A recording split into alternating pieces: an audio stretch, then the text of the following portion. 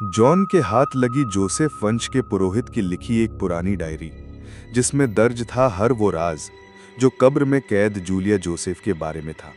Julia, एक जीती जागती डायन जो काले जादू की महारथी बनना चाहती थी। वो लोगों को अपना शिकार बनाती गई, उनकी बलि देती गई, और जब गांव वालों को सच का पता चला, उसे सबके सामने जिंदा जला दिया गया। लेकिन मरते वक्त जूलिया बोली थी, मेरा शरीर जलेगा पर मैं नहीं मरूंगी। मैं लौटूंगी एक नए शरीर में और सबको खत्म कर दूंगी। उसी रात तंत्र मंत्र से उसे कब्र में कैद कर दिया गया। अब जॉन ने इस डायरी को पढ़ा तो उसे सब समझ आ गया कि जोसेफ वंश की आखिरी वंशज मरिया के साथ क्या हो रहा है। असल में जूलिया जोसेफ ने मरिया के शरीर को चुना है। वो मरिया के शरीर पर कब्जा करना चाहती है। पर डॉक्टर जॉन एक साइंटिस्ट है। वो आत्माओं और श्रापों पर विश्वास नहीं करता, लेकिन वो ये भी नहीं झुठला सकता जो उसने मरिया के साथ होते देखा है।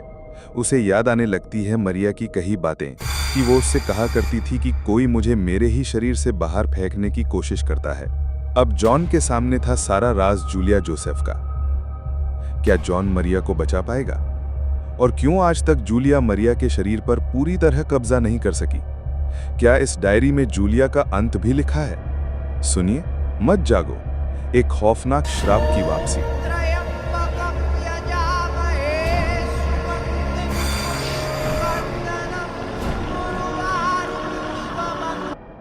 अगले दिन जॉन जब मारिया के घर पहुंचा तो ये देखकर खुश हो गया कि उस दिन उसे कोई दौरा नहीं पड़ा था, बल्कि वो बाहर जाने के लिए बिल्कुल तैयार थी। हालांकि वो काफ़ी कमज़ोर लग रही थी। मुझे देखकर बहुत खुशी हो रही है कि तुम जाने के लिए काफ़ी एक्साइटेड हो, जॉन ने मुस्कुराकर मारिया से कहा। हाँ, मैं काफ़ी दिन से बाहर नहीं निकली हूँ। मुझे यकीन है कि बाहर की हवा और धूप मुझे लगेगी तो मुझे डेफिनेटली बेहतर महसूस होगा। तो चलें? हाँ हाँ बिल्कुल। और उसके बाद दोनों निकल पड़े जंगल के रास्ते से होते हुए मिस्टर रॉबर्ट के घर जाने के लिए। सुबह के 10 बज रहे थे जब उन्होंने चलना शुरू किया। पतझड़ का मौसम था और जंगल के रास्ते पत्तों से सटे पड़े थे। बहुत बीमार होने के बाद भी मारिया बहुत सुंदर लग रही थी। इतनी सुहानी सुबह में उसके चेहरे पर एक रौनक थी। ऐसा लग रहा था जैसे पतझड़ के मौसम में भी कोई सुंदर सा फूल खिल गया हो। उसका चेहरा किसी जंगली गुलाब की तरह और आंखें गीली पत्तियों की तरह लग रही थी। जॉन उसकी तरफ देखकर एकटक उसे देखता ही रह गया और वो उससे सवाल पूछ रही थी। क्या तुमने बिल्ली के गुनाह के बारे में सुना? जॉन, क्या तुम मेरी बात सुन भी रहे हो? हाँ, क्या कहा तुमने? सपने से बाहर आते हुए जॉन ने उससे कहा। अरे, मैं कह रही हूँ कि क्या तुमने सुना कि बिल्ली ने कौन सा जुर्म कर दिया है? मुझे अपनी वो चिड़िया कितनी पसंद थी। मारिया ने अपना दुख जताया और जॉन ने उसे दिलासा दिया। मुझे शीन के गायब होने की भी चिंता है। इससे पहले वो मुझसे 1 घंटे के लिए भी कभी दूर नहीं गया। क्या तुम्हें लगता है किसी ने उसे चुरा लिया है? मारिया ने पूछा। नहीं, मुझे लगता है कि वो जल्द ही मिल जाएगा। जॉन ने उसे आश्वासन दिया और फिर बात को बहुत बखूबी बदलते हुए उसे बता दिया कि उसने ये पता लगाया है कि उसे नींद में चलने की बीमारी हो गई है, लेकिन ज्यादा चिंता करने की बात नहीं है। ये सब सुनकर वो चौंकी और शर्मिंदगी से उसके गाल और मिलान हो गए। उसने हंसते हुए बात को हवा में उड़ाने की कोशिश की और बातों बातों में जॉन ने नर्स का मुद्दा छेड़ दिया। क्या तुम जानती हो कि मैं एक बहुत अच्छी नर्स को जानता हूँ? वो बहुत अच्छे से मेरे एक पेशेंट की देखभाल भी करती थी। अब वो बिल्कुल फ्री है। मैंने उससे बात की है। न केवल मारिया नर्स को रखने के लिए तैयार हो गई, बल्कि जॉन ये देखकर थोड़ा हैरान हुआ कि नर्स की बात सुनकर उसे राहत महसूस हुई। वो दिन में तुम्हें बिल्कुल भी परेशान नहीं करेगी। वो बस रात में तुम्हारे कमरे में तुम्हारे बेड के पास बैठेगी ताकि मैं फिर से नींद में टहलने न निकल जाऊं। क्यों? वो फिर से मुस्कुराई और फिर ठहाका मार के हंसने लगी, मानो अपनी दुर्दशा पर उससे हंसी आ रही हो। तुम कुछ ज्यादा ही चिंता करने लगी हो मेरी। उसने ज्यों ही जॉन से नजरें मिलाई, जॉन ने अपनी नजरों को झुका लिया। वो नहीं चाहता था कि उसकी आंखें उसके दिल का हाल बयां करते। हाँ, तुम ये कह रहा था कि इससे पहले कि वो अपनी बात पूरी कर पाता, वो बीच में ही बोल पड़ी। मुझे नहीं लगता कि अगर वो मेरे बिस्तर के पास भी बैठी रहेगी तो मुझे नींद भी आएगी। लेकिन अच्छा ही है ना नींद आएगी ना मैं नींद में चलूंगी। अब चलो ये सब छोड़कर कुछ और बात करें। वो फिर से मुस्कुराई और उसकी नादानियों में जॉन खोने लगा। ये यकीन करना कितना मुश्किल था कि ये खुशमिजाज लड़की इतनी गंभीर बीमारी से पीड़ित है। ऐसी बीमारी जिसकी जड़ जॉन जैसा कुशल डॉक्टर भी ढूंढने में असमर्थ है। खैर, वो फिलहाल इन सभी बातों को भूलकर बस मारिया की कंपनी को एंजॉय करना चाहता था। अचानक मारिया ने अपने हाथ में पहना हुआ दस्ताना उतारा और अपनी उंगली में पहनी हुई अंगूठी को एडजस्ट करने लगी। उंगली को देखते ही जॉन को एक अजीब सी कपकपी महसूस हुई और वो थोड़ा सा पीछे हट गया। क्या हुआ? मारिया ने उससे पूछा। नहीं, कुछ नहीं, जॉन अपने आप को संभालते हुए बोला। दरअसल उसे उसी सुबह की वो घटना याद आ गई थी जब उसने उसी हाथ में खून और चिड़ियों के पंख लिपटे हुए देखे थे। इसके बाद वो लोग थोड़ी ही दूर गए थे कि तभी वहां मारिया के बगीचे का माली आ पहुंचा। उसके हाथ में जंजीर थी और उससे बंधा था शीन। उसने बताया, हर जगह ढूंढने के बाद जब हम जंगल में उसे तलाश कर रहे थे तब ये एक झाड़ी के पीछे छुपा हुआ मिला। मारिया ने जैसे ही शीन को देखा वो तुरंत उसके पास गई। ओ शीन, मैंने तुम्हें कहाँ कहाँ नहीं ढूंढा, कहाँ चले गए थे तुम? लेकिन इससे पहले कि वो उसे पकड़ पाती वो अपना जी जान लगाकर जंजीर से छुटकारा पाने की कोशिश में तड़पने लगा और उसने अपनी पूंछ को अपने पैरों के बीच दबा लिया। भयभीत कर देने वाली आवाज में वो रोने लगा। डर के मारे उसका शरीर थर-थर कांप रहा था। पता नहीं इसे क्या हो गया है। मारिया की कुछ समझ नहीं आ रहा था कि शीन को आखिर किससे इतना डर लग रहा था, लेकिन जॉन बखूबी समझ रहा था कि शीन के डर का असली कारण क्या था। शीन, ये मैं हूँ, क्या तुम मुझे नहीं पहचानते? मारिया अब भी शीन के पास जाने की कोशिश कर रही थी और वो उसी तरह से डर के मारे जमीन में धंसा जा रहा था। शीन के सुनहरे बाल अब पसीने से तरबतर हो चुके थे। क्या हुआ था कल रात तुम्हारे साथ? मारिया चिल्लाई और उसे छूने के लिए उसने जैसे ही अपना हाथ उसके आगे बढ़ाया, शीन का डर बहुत गुस्से में तब्दील हो गया। वो अपने दांतों को निकालकर जोर जोर से भौंकने लगा और फिर जंजीर की पकड़ से अपने आप को छुड़ाने की कोशिश करने लगा। ले जाओ इसे यहाँ से, मारिया चिल्लाई और उसके बाद वो उल्टे पांव उसी रास्ते पर अपने घर की तरफ जाने लगी। जॉन अपने कदमों की रफ्तार को तेज करता हुआ मारिया के पास पहुंचने की कोशिश करने लगा। उसे बिल्कुल समझ नहीं आ रहा था कि वो मारिया से क्या कहे। जब उसने उसका चेहरा देखा तो वो ये देखकर दंग रह गया कि उसका चेहरा आंसुओं से भीगा हुआ था। उसने जॉन की तरफ ना देखते हुए आंसुओं को पोंछने की कोशिश की। ये कुत्ते भी कभी कभी अजीब तरह का बर्ताव करते हैं।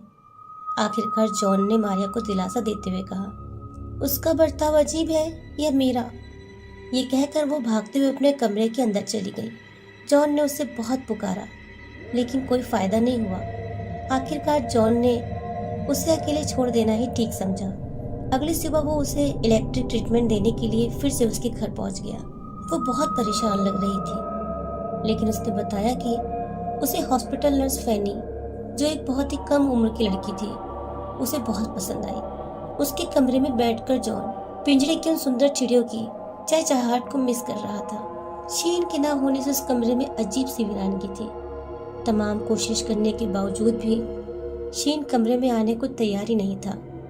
तभी जॉन ने गौर किया कि मारिया के कमरे में सारे आईनों को निकाल दिया गया था।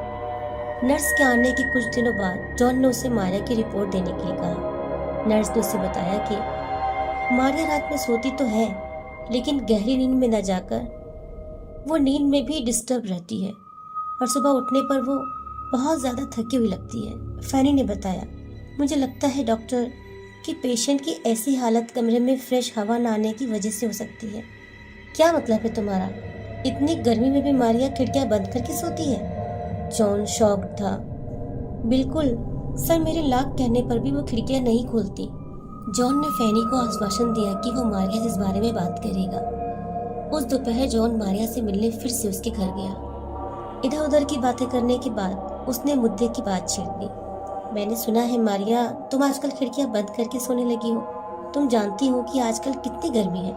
तुम्हारी तबीयत खराब होने का मेन कारण यही हो सकता है। तुम्हें खिड़कियां खुली रखनी चाहिए, जॉन ने समझाया। अगर तुम्हारी नर्स इसी तरह से मेरी कंप्लेंट करेगी तो मैं उसे ज्यादा दिन तक बर्दाश्त नहीं कर पाऊंगी, वो तपाक से बोली। मैं खिड़कियां कैसे खोल के रख सकती हूँ, जबकि मुझे पता है कि वहीं से वो बला आती है मेरे कमरे में और मुझे डराती है। उसकी बातें सुनकर एक अजीब तरह के डर ने जॉन को घेर लिया। क्या अभी भी तुम्हें वही पहले जैसे अनुभव हो रहे हैं? जॉन ने मारिया से पूछा। जाने दो जॉन, मैं इस बारे में कोई बात नहीं करना चाहती। ठीक है, और तुम्हारा ड्रामा कब है? मुझे नहीं पता था कि तुम एक्टिंग भी करती हो। नर्स ने मुझे बताया कि आजकल तुम रात में किसी नाटक के डायलॉग को जोर जोर से बोलकर रिहर्सल करती हो, जॉन ने कहा। मारिया का चेहरा शर्म से लाल पड़ गया। अच्छा, वो मेरी आदत है रात में जोर जोर से कविताएं पढ़ने की। जब मुझे पता चला कि नर्स ने मेरी आवाज़ सुन ली है तो मैंने उसे झूठ कह दिया कि मैं एक नाटक के लिए डायलॉग की रिहर्सल कर रही हूँ। ओह आई सी, जॉन ने कहा। हालांकि वो जानता था कि मारिया झूठ बोल रही है। फिर वो दोनों यहाँ वहाँ की दूसरी बातें करने लगी, लेकिन उनकी बातों में कोई जान नहीं थी। असल मुद्दे से दिमाग को भटकाने के लिए वो दोनों जबरदस्ती बस बातें किए जा रहे थे। 3 दिन के बाद नर्स अपने आप ही जॉन से मिलने आई और उसने बताया कि कैसे उसकी पेशेंट अब और ज्यादा नर्वस और गमगीन होती जा रही है। जब जॉन ने उससे पूछा कि क्या वो रात में ठीक से सो रही है, तो नर्स ने बताया कि वो आजकल बहुत कम सो रही हैं और शायद वो सोना ही नहीं चाहती। और क्या उसने वो डायलॉगबाजी छोड़ दी है? जॉन ने उससे पूछा। अरे नहीं सर, काश कि वो उसे छोड़ दे, क्योंकि मैं खुद उनकी कही हुई बातों को नहीं सुन पा रही हूँ। क्योंकि वो सिर्फ उन्हें बोलती नहीं है, बल्कि चीख चीख कर अपनी बात को जाहिर करती है। वो हमेशा मुझे कुछ लाने के लिए कहती है, जैसे कि कोई किताब या उसकी पसंद की कोई चीज़ लाने के लिए, और मुझे कमरे से बाहर भेज देती है। और जैसे ही मैं बाहर चली जाती हूँ वो उसी तरह से जोर जोर से चिल्लाने लगती हैं। और अब तो मैं उनकी बातों को इतनी बार सुन चुकी हूँ कि मुझे वो लाइन याद हो गई है। नर्स ने अपनी बात खत्म करते हुए जॉन से कहा। तो वो क्या शब्द थे जो तुमने सुने? जॉन ने उससे पूछना चाहा। वो बार बार एक ही लाइन को दोहराती हैं, जोर जोर से चिल्लाते हुए कहती हैं, मुझे अंदर आने दो, अंदर घुसने दो। मैं बिना शरीर के क्या करूं? तुम वैसे भी अपने शरीर का क्या इस्तेमाल कर रही हो? मुझे तुम्हारा शरीर चाहिए। यहाँ से हट जाओ ताकि मैं तुम्हारे शरीर में अपनी जगह बना सकूं। मुझे आने दो, आने दो, आने दो। उनके चिल्लाने से पूरा घर गूंज उठता है। आपको क्या हुआ सर? आप बड़े परेशान लग रहे हैं। नर्स की बात सुनकर जॉन को चक्कर सा आने लगा। उसने नर्स को वहां से चले जाने के लिए कहा और उसके बाद वो सीधे अपने बेडरूम की तरफ चला गया। पता नहीं क्यों, लेकिन उसका सर फटा जा रहा था। आखिर जॉन मारिया का इलाज किस तरह कर पाएगा? जॉन को कुछ समझ में ही नहीं आ रहा था। सीढ़ियां चढ़कर जॉन अपने बेडरूम में पहुंचा और कांपते हुए हाथों से उसने उस डायरी को फिर से खोल लिया जिसे वो पिछली रात पढ़ रहा था। उसने डायरी तो खोली, लेकिन उसका मन कहीं और था। वो जानता था कि वैज्ञानिक दृष्टिकोण भूत प्रेतों को नहीं मानता।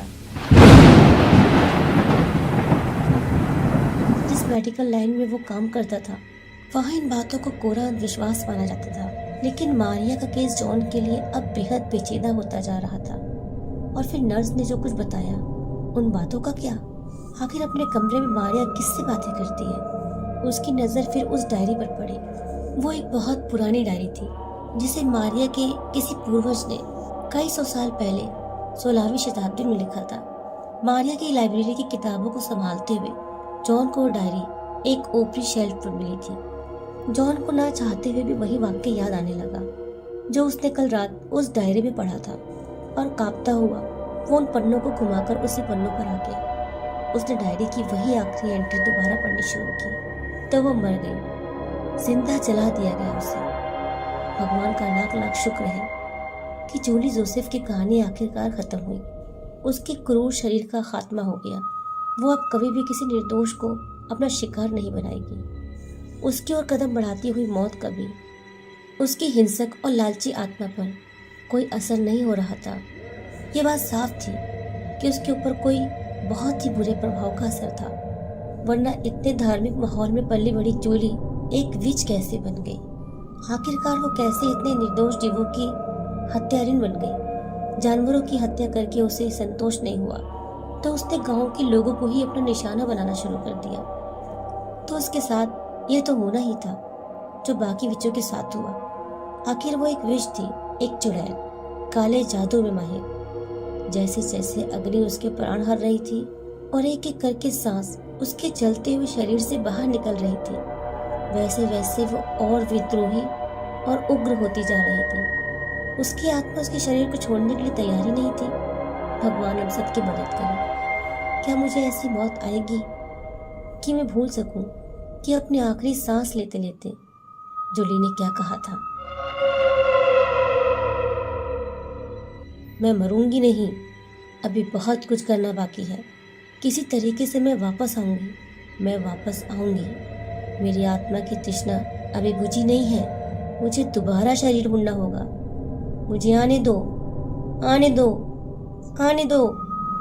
और यहीं पर वो आखिरी एंट्री खत्म हो गई। उस एंट्री के आखिरी शब्द जॉन के दिमाग में अभी भी घूम रहे थे। मुझे आने दो, मुझे आने दो, मुझे आने दो। आखिर नर्स ने भी यही लाइन जॉन को दोहराते हुए बताई थी कि कैसे मारिया रात में इसी लाइन को बार बार चिल्लाकर कहती है। और उसके बाद जॉन को अचानक याद आया कि डायरी की एंट्री में जिस जूली जोसेफ का जिक्र है वो वही तो है जिसकी कब्र वो कई बार कब्रिस्तान में देख चुका है और जिसके बारे में कब्र पर कुछ भी नहीं लिखा सिवाय इसके, जूलिया जोसेफ मत जागो। काश वो कभी न उठे और भगवान करे कि वो इसी तरह वहां सोई रहे। क्या वाकई मारिया के शरीर पर जूली अपना कब्जा करना चाहती है? जॉन इसी गहरी सोच में डूब गया और कब उसके हाथ से वो डायरी नीचे गिर गई उसे पता ही नहीं चला। क्या ऐसा हो सकता है कि जैसे मैंने इस डायरी को पढ़ा वैसे ही मारिया ने भी कभी इस डायरी को पढ़ा होगा और वो शब्द उसके दिमाग में बैठ गए होंगे और उन्हीं शब्दों को वो बार बार दोहराती है? हाँ, बिल्कुल हो सकता है। मैं भी कहाँ इन भूत प्रेत की बातों को लेकर बैठ गया हूँ। उसने अपने वैज्ञानिक दिमाग से अपने दिल को समझाने की कोशिश की। जब तक मैं अपनी आंखों से न देख लूं तब तक मैं ये सब नहीं मान सकता। ये सब दिमाग का खेल है, बस एक भ्रम और कुछ नहीं। जरूर मारिया ने इस डायरी को पढ़ा है और उसी का असर उसके दिमाग पर और फिर उसके दिल पर हुआ है। मैं उससे डायरी के बारे में जरूर पूछूंगा। जॉन ने अपने आप को रिलैक्स करने की कोशिश की। हालांकि उसकी अंतरात्मा जानती थी कि मारिया का केस सुलझाना इतना आसान नहीं होगा। तो क्या वाकई मारिया एक दिमागी मरीज थी? जानने के लिए कहानी में बनी रहिए।